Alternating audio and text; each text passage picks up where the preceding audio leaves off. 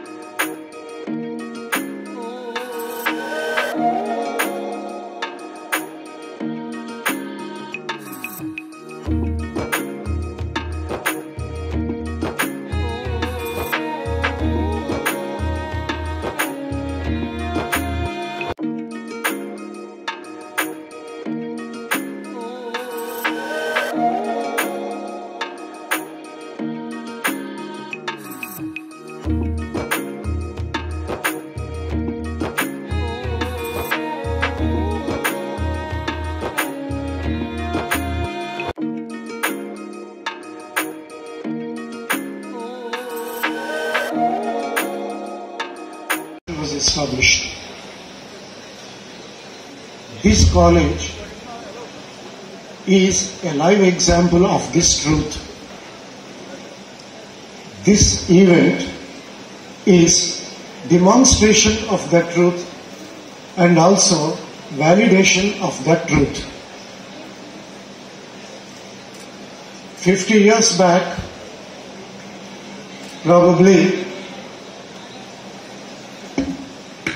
end of 1960s or beginning of 1970s, the city of Visakhapatnam started getting up from slumber and was preparing for growth and development.